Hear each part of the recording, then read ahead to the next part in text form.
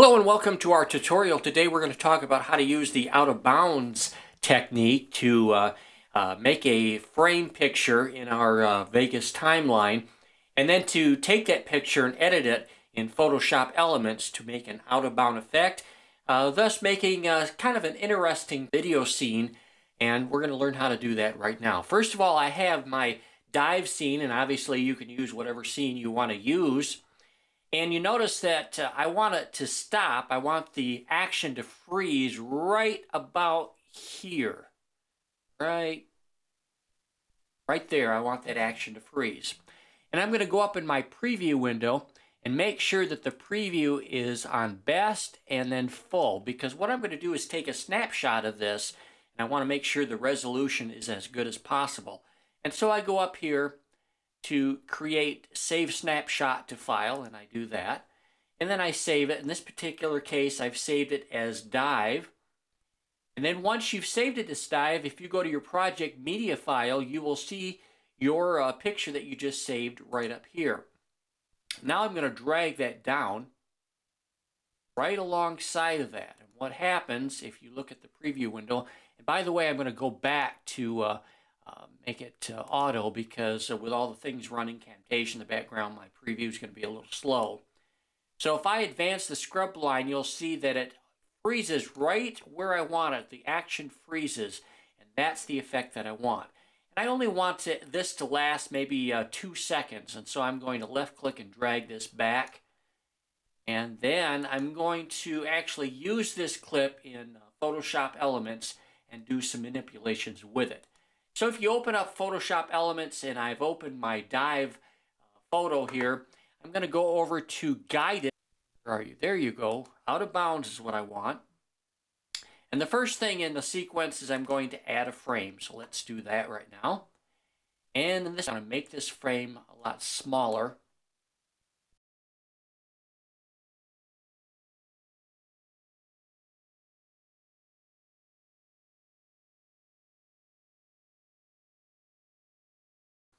Now we're going to go in the guided section a little farther down, and we're going to use the quick selection tool. So let's use that right now. We're going to go somewhere in his body. I'm going to create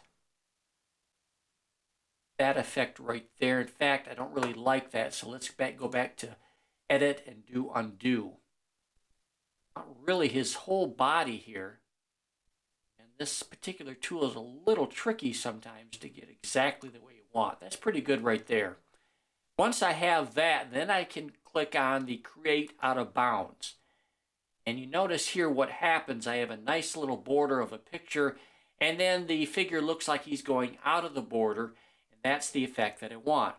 Now it asks if I want to stylize it. I can add a small, medium, or large shadow to it. I'm going to use the large. Right there you see kind of a nice effect there. Then I can do one more thing to it. I can actually put the background picture kind of hazy in the background, and I want to do that. And to do that, I go back to full here. Then I find the actual full picture, which is going to be the outside photo right there, and I'm going to click right here so that is visible. Now you see how we have that effect. Now if we go back, we're going to save this by Save As. Go down to JPEG, which is what I like. And then I'm going to call this Dive Knockout, so I know what that is. And so once you do that, you're all set. Now we're going to go back to the Vegas timeline here, and we're going to find our Dive Knockout. You'll probably have to locate it in your file manager, and you can drag that right into your project media. Once we have that, then we can drag that just like that. And I want to kind of have a segue, so I'm going to left click and drag so that it kind of does a dissolve on that. Adjust the size to that. Now if I butt up the rest of that clip right to it, let's see if we have what we want here. And we do. Now what we can do some other manipulations to this by clicking on the pan crop control. going a little bit farther ahead in the timeline, and I'm going to zoom in. You can do whatever you want with it, just like that. Then I'm going to zoom, or actually go a little further in the timeline, and I'm going to actually rotate it. So you just adjust your cursor around until you see the rotate. Rotate it to almost 100 or 360 degrees to go a little farther in the timeline, and rotate it all the way so it's back to the original.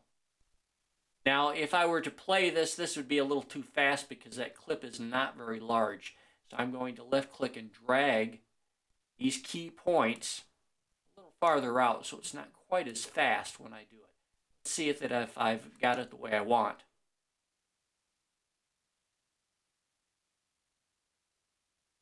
That's not too bad. Once again, you can go back in your pan and crop control.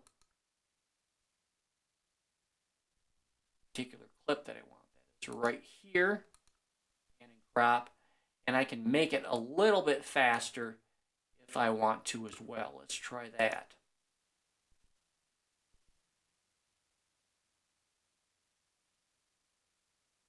And that's not bad either.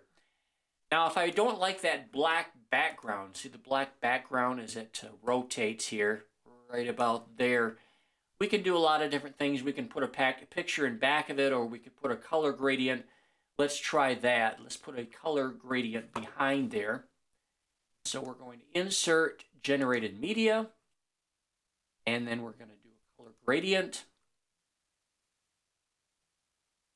And I can put whatever color I want here. Let's do a very light blue, and I can adjust that so that we have a gradient that's like that.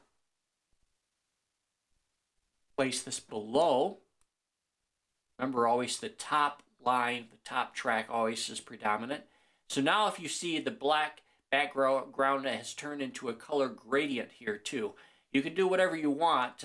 Whatever you want in the background would be fine, and black's fine too. So just keep doing this. As many clips as you want to do. Remember to pause the clip exactly where you want it. Make sure that you split the clip just like that. And then you make your save snapshot to file.